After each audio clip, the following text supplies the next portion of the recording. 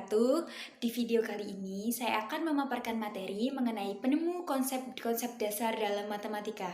Sebelum kita sambung ke materi, izinkan saya untuk memperkenalkan diri. Perkenalkan, nama saya Zila Khoiru Ainia dari kelas TMT 3D UIN 1 Tulungagung.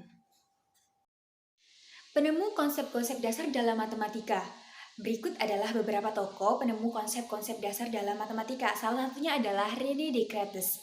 René Descartes ini dikenal sebagai ahli filsafat modern besar yang pertama. Ia juga penemu biologi modern, ahli filsafat dan seorang matematikawan. Descartes ini lahir di Touraine, Prancis, dan merupakan putra dari seorang ahli hukum. Karya matematikanya yang paling berpengaruh adalah La Geometrie yang diterbitkan pada tahun 1637. Di dalamnya, ia mencoba suatu penggabungan dari geometri tua dan patut dimudahkan dengan aljabar yang masih bayi. Bersama dengan Pierre Fermat pada tahun 1601 sampai 1665, ia diberi pujian dengan gabungan tersebut yang saat ini kita sebut sebagai geometri analitik atau geometri ordinat, yang pengembangan lengkap kalkulus tidak mungkin tercapai tanpanya. Selanjutnya adalah Sir Isaac Newton. Lahir di Walsall by Colesworth, Lincolnshire pada 4 Januari 1643 dan meninggal pada tanggal 31 Maret 1727. Pada umurnya yang ke-84 tahun, beliau merupakan seorang fisikawan, matematikawan, ahli astronomi, filsuf alam, kimiawan, dan teolog yang berasal dari Inggris. Ia merupakan salah satu pengikut dari aliran heliosentris dan ilmuwan yang sangat berpengaruh sepanjang sejarah. Bahkan dikatakan bahwa sebagai bapak ilmu fisika klasik. Karya bukunya adalah Filosofi Naturalis Principia Mathematica yang terbit pada tahun 1687. Bukunya ini dianggap sebagai buku yang paling berpengaruh sepanjang sejarah sains. Dalam bidang matematika pula, Newton mengembangkan kalkulus diferensial dan kalkulus integral. Ia juga berhasil menjabarkan teori binomial serta mengembangkan metode Newton untuk melakukan pendekatan terhadap nilai nol suatu fungsi dan berkontribusi terhadap kajian deret pangkat. Selanjutnya adalah Gottfried Wilhelm Leibniz. Lahir di kota Leipzig, Sachsen pada tahun 1646. Ayahnya merupakan seorang ahli hukum dan profesor dalam bidang etika, dan ibunya adalah seorang putri dari ahli hukum pula. Gottfried Leibniz telah belajar bahasa Yunani dan bahasa Latin pada usia 8 tahun. Berkat kumpulan buku-buku ayahnya yang luas, pada usia 12 tahun, ia telah mengembangkan beberapa hipotesa logika yang menjadi bahasa simbol matematika. Pada tahun 1711, beliau mengalami pemuncakan perselisihan dengan Newton. Sejak saat itulah, Newton dan Leibniz ini berselisih sangat sengit. Perselisihan ini berakhir sepeninggal Leibniz pada tahun 1716. Mungkin Leibniz adalah pencipta lambang-lambang matematika terbesar. Kepadanya kita berhutang nama-nama kalkulus diferensial dan kalkulus integral, sama halnya dengan lambang-lambang baku dan untuk turunan dan integral. Yang keempat adalah Carl Weierstrass. Cauchy pada tahun 1789 sampai 1857 merupakan orang pertama yang memberikan definisi persis tentang konvergen dan membuktikan sejumlah pengujian kekonvergenan dalam bab ini. Sampai kemudian Carl Weierstrass mengembangkan teori lengkap tentang deret fungsi dan menyusun legitimasi operasi-operasi yang demikian berbagai pengintegralan dan pendiferensian suku demi suku. Terlahir sebagai warga Jerman, Weierstrass belajar hukum di Universitas Bonn, tetapi gagal memperoleh gelar. Ia memang lulus ujian negara untuk guru dan untuk selama 15 tahun mengajar subjek-subjek seperti mengarang dan olahraga senam, sementara mempelajari matematika di malam hari. Beberapa hasil yang diterbitkannya memberikannya undangan untuk lebih dulu mempelajari di Technical Institute di Berlin, kemudian di Universitas Berlin. Dari sana pengaruhnya telah menyebar ke seluruh dunia matematika. Weierstrass ini adalah seorang pemikir metodis yang cerdas. Ia bersikeras pada ketetapan yang lengkap di semua matematika dan menetapkan kebakuan yang diakui dan ditiru sampai hari ini. Selanjutnya yang kelima adalah Maria Gaetana Agnesi. Beliau merupakan salah satu wanita yang termasuk dalam daftar nama kehormatan kalkulus. Beliau yang tertua di antara 21 anak.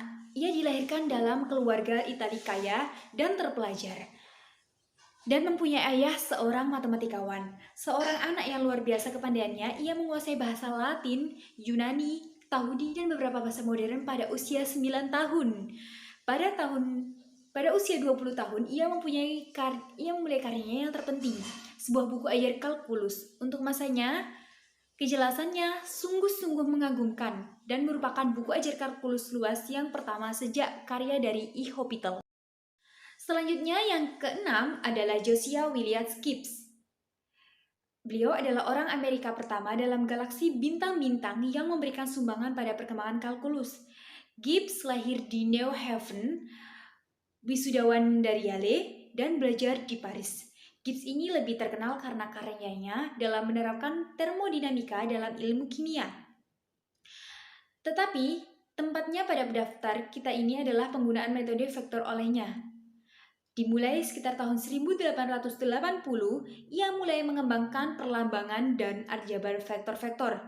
Pada tahun 1901, perlakuan penuh gagasan-gagasannya ini disajikan oleh salah satu seorang mahasiswanya, E.B. Wilson, dalam sebuah buku yang berpengaruh berjudul Vektor Analisis. Selanjutnya, yang ketujuh adalah Georg Friedrich Bernhard Riemann. Hidupnya sangat singkat, hanya 39 tahun. Ia tidak mempunyai waktu untuk menghasilkan karya matematika sebanyak yang dihasilkan oleh Euler atau Cauchy. Akan tetapi, karyanya mengagumkan untuk kualitas dan keadaannya. Makalah matematikanya menetapkan arah baru dalam teori fungsi kompleks, memperkasai studi terdalam dari apa yang sekarang ini disebut sebagai topologi. Juga dalam geometri memulai perkembangan yang memuncak 50 tahun kemudian dalam teori relativitas Einstein. Salah satu karyanya dalam kalkulus adalah definisi modern tentang integral, tentu yang kita kenal sebagai integral Riemann. Selanjutnya yang kedelapan adalah Leonhard Euler. Lahir pada tanggal 15 April 1707 di Basel, Switzerland. Ayahnya adalah Paul Euler, seorang pastor Calvinisme, sedangkan ibunya adalah Marguerite Bruckner. Di usianya yang ke-13 tahun, dia mendaftar di Universitas Basel dan pada tahun 1723 dia menerima gelar Master of Philosophy dengan disertai yang membandingkan filsafat dari Descartes dan Newton.